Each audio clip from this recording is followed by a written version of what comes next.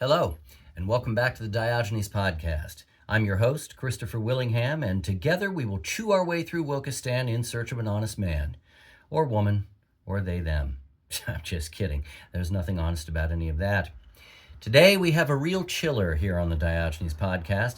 This essay is entitled Ghost Dance. As always, I open with a quote. Now you must not hate the white man. This will only delay his end. But if you will do the dance that I will teach you, all the ancestors will return, and the buffalo will be renewed, and you shall all live forever, forever in the freedom that we as Indian people once knew. Wavoka, bury my heart at Wounded Knee. The following is from a correspondence with my brother and a close friend in response to a WGBH news article entitled, "A Vehicle of Genocide. These Massachusetts Towns Were Founded on the Killing of Native Americans," published on February 5th, 2025. The article spotlights the usual leftist oikophobia, dispositional contempt toward whites, and the wallowing in the sins of the father. And as usual, the viewpoint on offer is an utterly unnuanced examination of history, obsessed with indigenous victimhood and the unprovoked cruelty of settler colonialists. The natives are implicitly noble savages, and the whites explicitly genocidal reavers. For the ardent leftist, the world is always and only divided into villains and victims, and never the twain shall meet.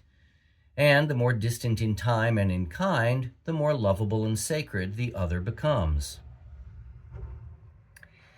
Leading with an account of white bounty hunters collecting Nipmuc scalps in exchange for 50 to 100 acre parcels of land, which is historically accurate, the article pivots into the overloaded claim that scalping was, quote, not purely a vehicle of warfare, but a vehicle of genocide, end quote. The implication is also that the practice of scalping originated with white settlers, only later taken up in retaliation by Indian tribes, which is not accurate. Archaeological evidence confirms that scalping was in use by Indians against rival tribes long before any whites arrived on the continent, one mass grave site from the Crow Creek Massacre dating back to roughly 1325 BCE, containing skulls showing a 90% rate of scalping. Innovative we may be, but whites cannot take credit for the invention of the haircut. Quote, "It all starts with dehumanization," end quote, says historian Kristen Malpica. Quote, "to be able to justify the killing, the scalping of children, of non-combatants, of civilians," end quote. This revelation is followed immediately by the tendentious assertion that a present-day lack of Indian prosperity in Massachusetts is due exclusively to their historical dispossession, presumably because it's hard to get a job when one is bald, a fact to which I personally can attest. In addition to ignoring the atrocities Indians committed against white settlers, and especially against rival tribes by the millions, war is hell, this, of course, ignores the huge financial dividends from Indian-owned casinos, and the fact that as citizens of the United States, Indians are free to avail themselves of the same rights and opportunities as everyone else. As with most things woke, sampling bias, statistical ignorance, and distorted history cloud reasonable assessment of disparate outcomes, which are always the responsibility of those who succeed, never the fault of those who fail, especially if a racialized, gendered, or outre set of sexual preferences are held by the losers, whose historic suffering functions as an elite player's card in the game of life. Well, the last shall be first is a decidedly Christian aphorism, one unsurprising for a sect of slaves in imperial Rome. Conversely, a pithy principle in roulette is the wheel has no memory, warning players not to succumb to the gambler's fallacy, the erroneous belief that luck, bad or good, goes on forever in an endless, unbreakable streak. Given that Indian-owned casinos in Massachusetts took in over $2 billion in revenue in 2025, I'm inclined to think that some Indians, at least, have broken out of the circular hoop dance of perpetual oppression and have ridden the wheels down the road a piece toward prosperity. Perhaps guilty white leftists should know when to fold 'em. My original email contained the link to the WGBH article and this short question: feeling guilty yet, my pale-faced friends? My brother, an Indian enthusiast who assembled an impressive collection of cultural artifacts and prehistoric fossils in his youth, even acting as an unofficial guide for a National Geographic archaeology dig in the Kanawha River Valley in West Virginia, wrote back to me, quote, "The annihilation of Native Americans by European settlers, as well as their culture and language, is one of the greatest tragedies in history. It is also woefully apparent today that we haven't learned a damn thing since then. Unfortunately, as long as racism and the pursuit of wealth and power remain an inherent characteristic of human nature, it will be business as usual." End quote. What follows is my not-so-brief response. 1. I sent the email to you by mistake. It was intended for my friends B and G. G is also an archaeology and ancient history enthusiast, and I hope to introduce you to him when you visit. 2. Of course, I sympathize with your sentiment, even while I don't agree with your characterization of events. To wit, A. The Indians were not annihilated. They're still here, as are strong, if incomplete, records of their various cultures. Notice that this is not the case with all pre-literate societies. What is most remarkable is that any recorded history beyond a few surviving artifacts exists at all for a lithic culture, something that would not have happened but for the arrival of curious Europeans. One of my undergrad degrees is in art history, and I took half a dozen courses in African and Native American art with a Maya archaeologist, and we never ran out of things to discuss. Sadly, there is a growing movement to suppress excavations and to repatriate artifacts, which would educate the world about American Indian history, and such empirical research and preservation would be invaluable for younger and future generations of Indians as well. At the moment, veneration of sanctified identities and other forms of magical thinking hold sway over science and history, promulgating insane beliefs that men can become women and absurd distortions like claiming Cleopatra was a sub-Saharan African. She was a Ptolemaic Greek. For more on this topic of political impediments to free inquiry and the burying of cultural records, see the work of anthropologist Elizabeth Weiss, especially Warpath, My Battles with Indians, Pretendians, and Woke Warriors. B. It is an unfortunate anthropological fact that as populations migrate, they displace those they encounter when possible, and inevitably erode or assimilate their cultures. This is a human phenomenon and not unique to the conflicts between Europeans and the descendants of the Paleo-Siberians who settled the Americas. It also bears mentioning that the 700 or so cultural subgroups of Indians who populated the Americas were slaughtering, enslaving, and cannibalizing each other long before any Europeans arrived. This is one of many reasons why the now popular land acknowledgments are such a joke. The tribes that we can name are not the original inhabitants of their cultural areas. They took possession of territories by force like everyone else on the planet in a continuous process of displacements going back at least 20,000 years. This doesn't justify what befell them later at the hands of Europeans, but it necessarily requires reframing them as something other than Rousseau's noble savages living in some imaginary Arcadian harmony with unspoiled nature and only later subjected to the wanton cruelty of an alien race. It also should be remembered that the first migrants to this continent were responsible for the Pleistocene overkill that totally eradicated the megafauna in the Americas, along with many livestock animals that were readily domesticated and indispensable as sources of food and labor in Asia, Africa, and Europe, which partially accounts for advancements in those cultural domains over the extended lithic subsistence strategies of the Indians, with some notable exceptions in the Ohio River Valley, parts of the Southwest, Mesoamerica, and the Andes. The absence of domesticated livestock also accounts for the immunological deficiencies of the Indians when exposed to pathogens inadvertently brought over by Europeans. In Africa, it was the Europeans who succumbed to diseases to which the locals were immune. For more on these topics, see Jared Diamond's excellent Guns, Germs, and Steel and the brilliant economist Thomas Sowell's Migrations and Cultures, A Worldview. C. Sorry, brother, it is not woefully apparent that we haven't learned a damn thing. On the contrary, we are at the zenith of human achievement thus far in every salient domain: life expectancy, wealth, education, healthcare, sanitation, technology, democracy, and human rights. And there is no reason to suspect that improvements won't continue if we can contain the antics of feckless race hustlers and identity bandits hell-bent on dismantling our cultural institutions and best practices. This includes their opening the gates for illegal migrants, millions of whom belong to incompatible cultures and actual death cults. If we can ward off the ideological herpes of wokeism and avoid being wiped out by AI, we might just make it to Mars. The sky is no longer a limit. There has never been a better time or a better place, the West primarily, but not exclusively, to exist in human history. Never have so many lived so well and so long and benefited from so much opportunity and autonomy.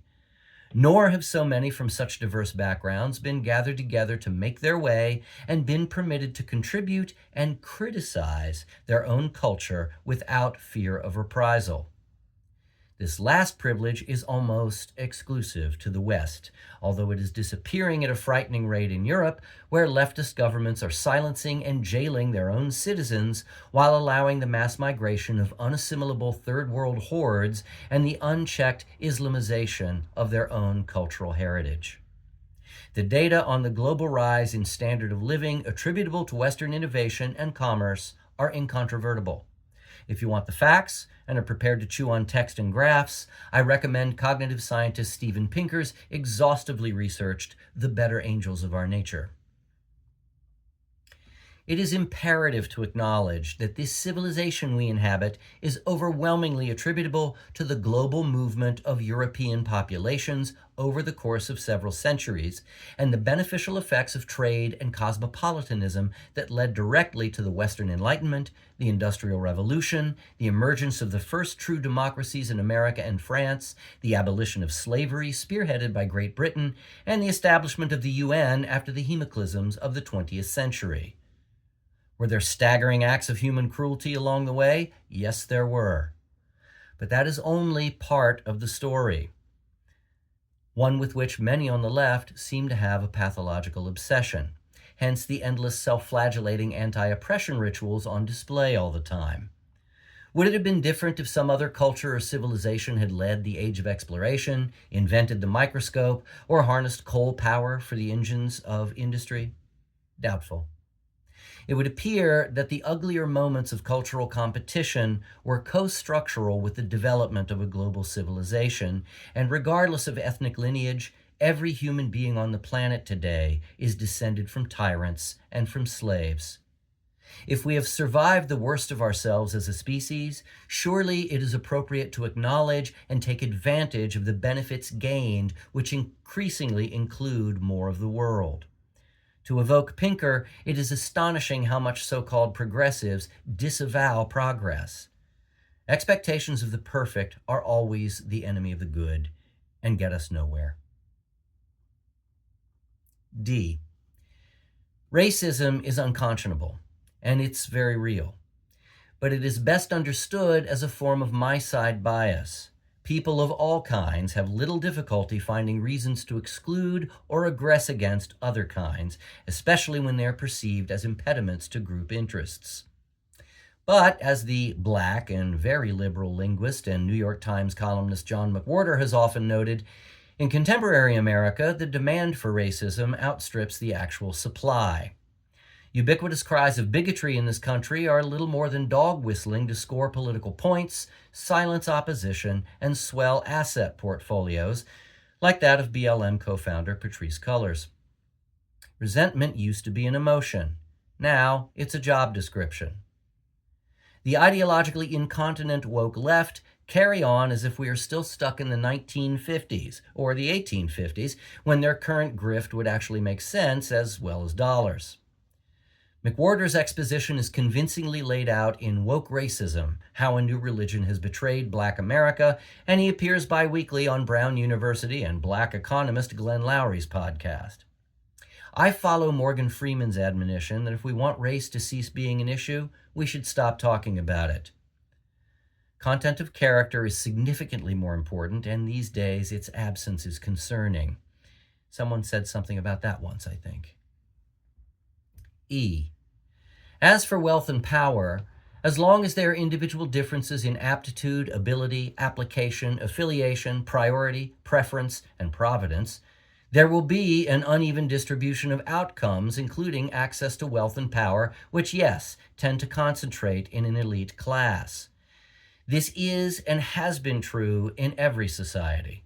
Some forms of social stratification are unethically steep, but hierarchies emerge naturally in every social system according to the Pareto principle or the 80-20 rule.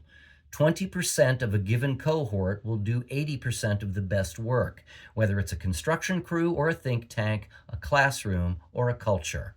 So what? The alternative would be farcical and fascistic, as in the Kurt Vonnegut short story Harrison Bergeron, which describes a dystopian future in which a handicapper general installs restraints and sonic disruptors on the physically and intellectually gifted to ensure that no one is better than anyone else. This is not to overlook capriciousness and corruption, or to justify those who game the system, or to refuse the moral obligation to give people a fair chance or to help those in need. But as the philosopher Harry Frankfurt noted in his book On Inequality, quote, "From the point of view of morality, it is not important that everyone should have the same. What is morally important is that each should have enough," end quote. To imagine no possessions and imagine all the people sharing all the world may sound like music to my ears, but it is a naive, mawkish impossibility. Then again, I'm just sitting here watching the wheels go round and round. People fail to recognize that utopia is a dream, not a destination, and that there would be nothing to do in such a place except lapse into a listless hedonism. Healthy competition drives progress, and that's good for everyone. Significantly, the most horrifying wars and political regimes in the modern period were motivated by utopian ideologies, on the left as well as the right. The long and winding road to paradise is paved with human skulls, so let's not go there. Whisper words of wisdom, let it be. DEI policies may be well-intentioned, although I don't think so, but have proven disastrously corrupting of the meritocracy that is foundational to cultural and individual excellence. Skills, not quotas, are what count, and they are not, in fact, evenly distributed across or within populations. Racial disparities in IQ are a bizarrely forbidden topic, especially when so much evidence points to cultural factors as an influence. And importantly, there are overlapping bell curves between groups, indicating the same percentage of individuals above the group mean as a numeric constant across all groups. This means that there will be a reliable percentage of exceptional individuals in every group, even if there are fewer overall in some groups compared to others. Differences which disappear, by the way, when common cultural values and practices are in place. For example, African Americans score a full standard deviation of IQ below whites on average. European blacks show no difference from European whites in IQ. So there is no actual need to artificially inflate the presence of a group population in academia or a profession in pursuit of some bogus fairness. Great talent tends to rise to the top, and it does come from all groups. Diversity hires dilute the integrity of institutions by prioritizing identity over ability. The only diversity that truly matters is viewpoint diversity. Gonads and melanin aren't what make people bright or creative, although they may influence how and where people apply their abilities, which is just another form of diversity. There just may be disproportionately more Asian doctors, more black athletes, more white women teaching college, and more Jewish Nobel Prize winners based on ability and ambition. Again, so what? Everyone benefits from great achievements no matter who performs them. People tend to self-sort, and anyone who can't spot the A students in a class or the star players on a team has no business being there, let alone expecting a social promotion. Not every unequal outcome is the result of structural oppression. The lie of equity is that it replaces equal opportunity, which is good and necessary and benefits everyone by allowing capable people to contribute, with equal outcome as a priority, which benefits only individuals and sanctified identity groups. This is an unqualified social disaster that has led to a gross reduction in qualifying standards for achievement, which most harms the minorities it purports to help by perpetuating the soft bigotry of low expectations. Lowering entrance exam requirements for blacks applying to Harvard, while raising them for Asians, does not make them smarter. It makes the society mediocre. This has led to broad renorming of our sense-making and truth-seeking institutions in the name of a spurious social justice, and the downstream effects of this ideological hijacking will be felt for generations. The impact of identity politics on STEM, legal, and medical fields is yet to be fully felt, but we are poised for unprecedented human tragedies. The mutilation and sterilization of anxious and autistic children by the megalomaniacs of the transgender medical complex and their own Munchausen by proxy parents are just the beginning. Science writer Michael Shermer has explored this in depth and has sounded an alarm that we should heed before it's too late. Astrophysicist Lawrence Krauss, in his book The War on Science, has compiled essays by an unparalleled group of scholars across disciplines to sound the alarm on the imposition of ideological restrictions on science and scholarship throughout the Western world. As I said, we have never occupied an age in which so much was available to so many, yet not all are equal to the obligations and opportunities that lead to success, however that is defined. These days, most people can't manage emotional self-regulation, which has led to a perverse redefinition of success as performative spite and curated instability. Gen Zers now routinely list their mental disorders along with their pronouns in their bios and resumes. Some public intellectuals have suggested that we are living in an era of mass formation psychosis, and I'm inclined to agree. It is an unpleasant but inescapable fact that there is no such thing as a perfect equality of individuals or cultures or historical outcomes. Here's some incisive proof. Clitoridectomy is wrong no matter how you slice it.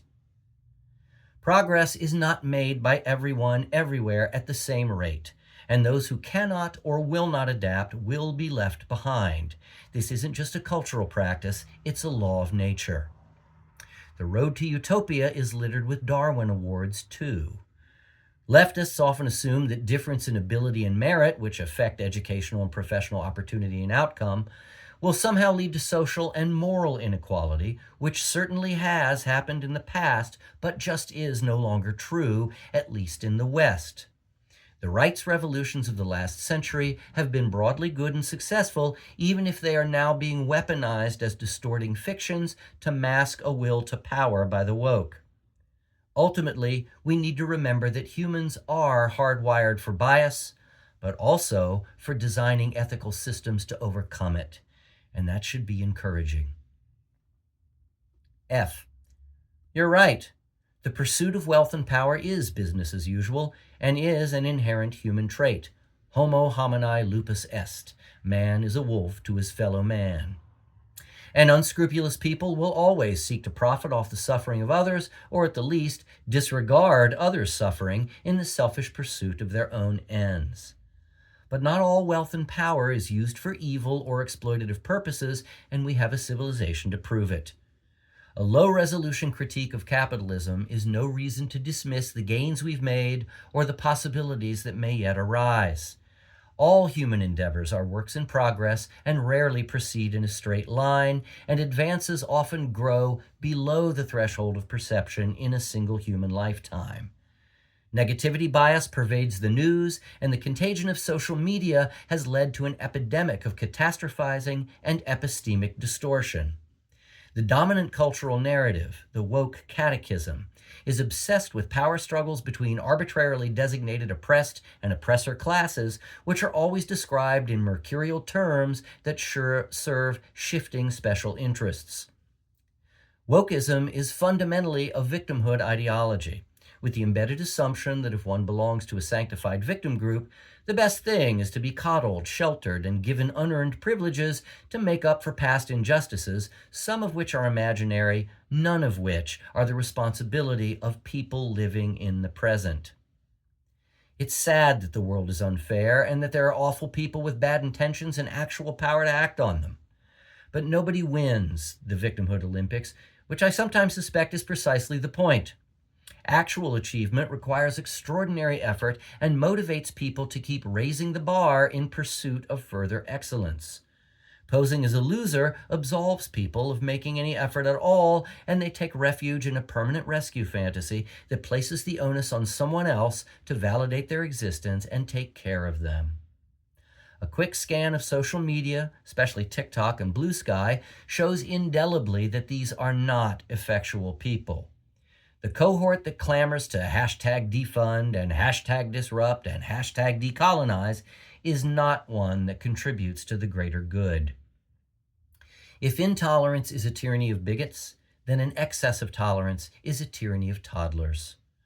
Wokistan, then, is a munchkin land overrun with those woefully short of any meaningful ambition and purpose beyond wanting to pull the house down on the West, which they can only see as wicked. It's a pity that no one has magically appeared to remind them that there's no place like home. 3. Let me be clear. I too cried when I read Black Elk Speaks and Bury My Heart at Wounded Knee. I have always regarded the plight of the Indians with a special sadness, and I have an abiding admiration, if admittedly a romanticized one, for their dignity and cultural achievements. This is why I took several classes studying their art. But part of being emotionally and intellectually mature is recognizing that we can and should be appropriately critical of those we admire, as well as appreciative of the strengths of those with whom we disagree. The merits of any argument and all moral evaluations depend upon the ability to question one's own priors, steel man opposing positions, and take a long and nuanced view of events before making a final assessment of them. Strong views, loosely held, conduce to the most honest positions. Otherwise, we have only dogma and ideology. Modern ethics have shifted away from hard, categorical, and consequentialist positions, which often lead to simplistic and even catastrophic conclusions, toward more contextual frameworks that emphasize situational particulars. Working definitions of the good are not stable across time and place, and means-ends analyses must be carefully parsed along with intent. Ultimately, it is a terrible error to judge the past through a present-tense moral lens. We too will be reassessed by those who come after us, or eradicated and forgotten. I also want to clarify that I am a political liberal, not a leftist, and a lifelong registered Democrat, although I am changing my registration to independent after the deplorable collapse of the Democratic Party into socialist extremism.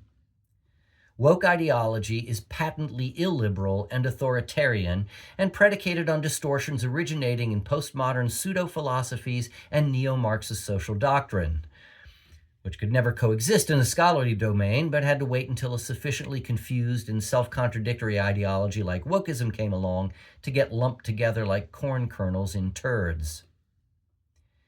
The article I sent is of a piece with the endless woke emphasis on the inexpungible sins attributed to cis-heterosexual white males and the evils of patriarchy, colonialism, and capitalism, as if no one else in the world ever did anything wrong, and as if these socioeconomic strategies are inherently evil and could effectively be replaced by matriarchy and socialism.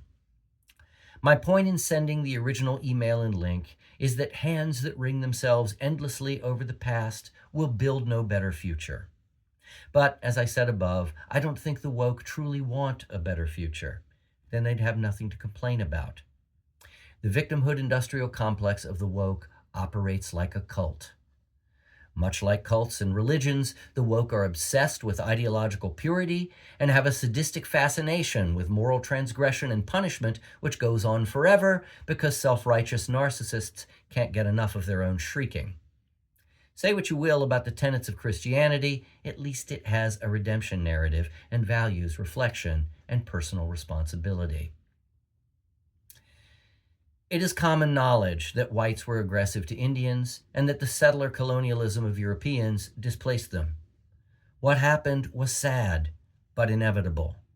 Some more advanced civilization was always going to appear and dominate small-scale lithic societies in underdeveloped regions because migration and progress are inexorable. It's what humans do, and it is a well-understood anthropological fact that mobile cultures are more innovative and more sophisticated. It could very easily have been the Chinese, who circumnavigated the globe before Magellan and reached the Americas 70 years before Columbus and also invented gunpowder. But their self-imposed cultural isolationism quashed any colonizing impulse, leaving it to the Europeans to settle the so-called New World, where the inhabitants were literally 5,000 years behind in the development of their material culture, subsistence strategies, and socio-political organization. Again, this is no excuse for cruelty, but history requires a long view and a strong stomach, as well as a nuanced understanding that conquest is not theft, displacement is not genocide, and the age of exploration led directly to humanity's achievements in the modern age, especially after the Industrial Revolution, which only happened in the West. Not in China, not in India, not in the Islamic world, and certainly not in sub-Saharan Africa or the pre-Columbian Americas. The events of Manifest Destiny can be seen as part of an overall and ongoing human quest for self-actualization through cultural and technological advancement, perhaps en route to becoming a fully global culture and civilization before undertaking the cosmic migration of our species with all of our ethical conundrums in tow. There are many advantages associated with colonialism as well, which would never have been attained by Aboriginal or small-scale society peoples on their own, especially when such advancements require materials and resources outside the geography of their cultural areas, even if only to make the tools required to extract and actualize their local resources. Assimilation is not an evil when new skills and technologies are acquired, along with more refined modes of social organization. There is a growing body of scholarship on this, some of which is produced by members of former colonies. In any case, the Indians are still here, and it makes much more sense to focus on future opportunities for their communities than to perseverate on the past. They are not dead cultures. They are modern people who should look to the future and embrace their capability to utilize the resources at their disposal. But this can only happen if they reject their infantilization by guilty white leftists and let go of the absurd belief that if all the museum displays and dioramas are dismantled and all Indian artifacts are repatriated and with charity enclosed in clay, their alcoholism, diabetes, and unemployment will magically disappear. If they hope to flourish, all of the sanctified victims of the woke cult need to live in the present, however imperfect, rather than an idealized past that they never belonged to and that whites are not responsible for.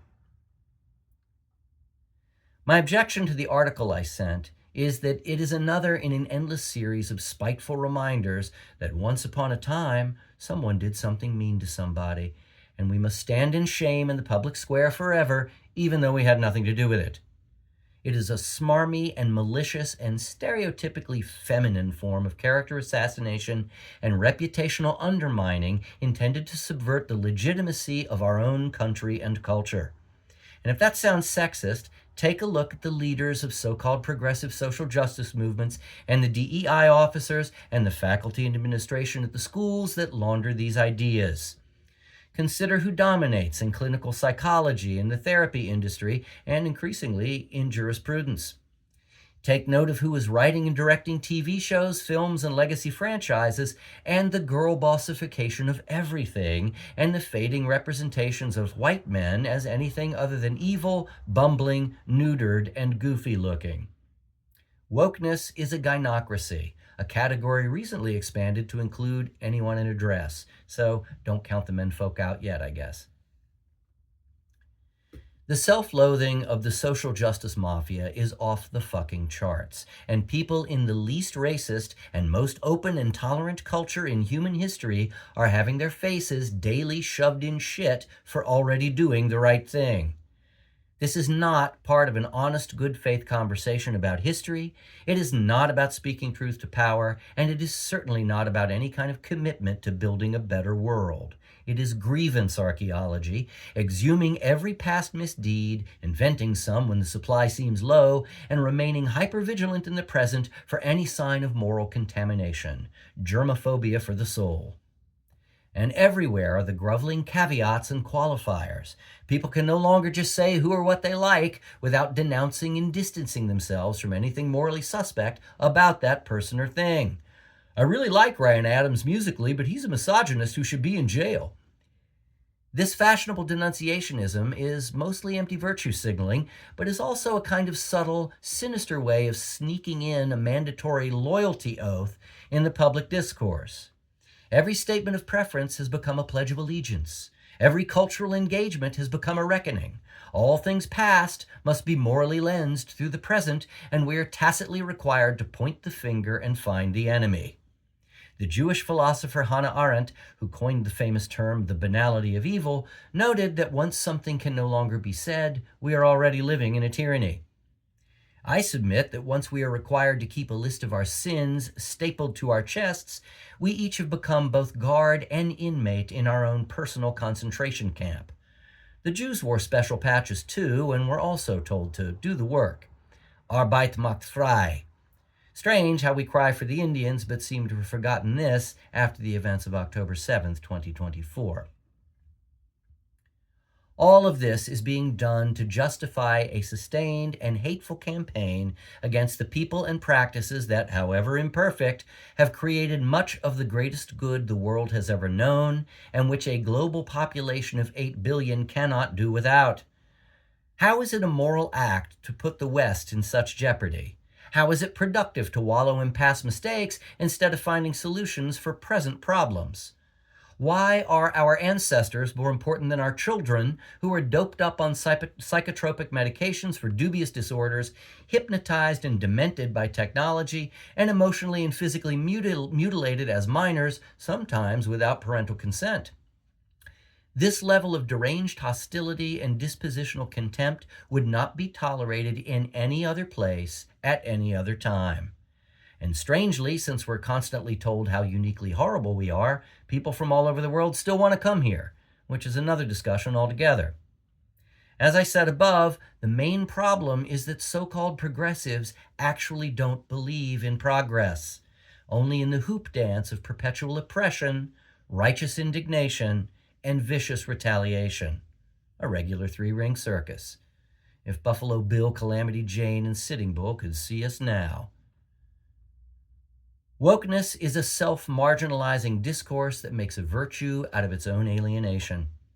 We have been set up as fodder for the punitive applications of a hateful doctrine which is less concerned with the rights of minorities than with the wrongs of whites. Racism is no longer defined as an action that one commits, or even as a thought that one might hold or express. It has been redefined as the absence of the now mandatory admission of guilt and the genuflection to the lived truth of sanctified identity groups. This is what the article I sent is all about, reminding us on a steady schedule that we need to feel ashamed of ourselves and perform the required ritual abasements. This is business as usual too, an old Marxist and Maoist tactic to induce alienation and foment revolution. To actively divide people from their sources of pleasure, meaning, and belonging is to make them vulnerable to the compelled necessity of revolt. The goal is to destroy the old sources and structures of meaning and supplant them with a successor ideology. Divide and conquer. Along with melanopoly and pin the pronoun on the person, this terpsichorean disorder is a parlor game for the woke, a neuropsychiatric flailing in place to the dull, repetitive drums of difference. They don't call it the ghost dance for nothing. Remember, if you enjoy the content here on the Diogenes podcast, please like and subscribe and tell your friends to join the pack. Also, share your thoughts in the comments section, but do so respectfully. We value free speech here on the Diogenes podcast, but slurs are not arguments, and trolling is not a meaningful contribution to discourse. Besides, that's my fucking job. I'm Chris. Thanks for joining me. See you next time.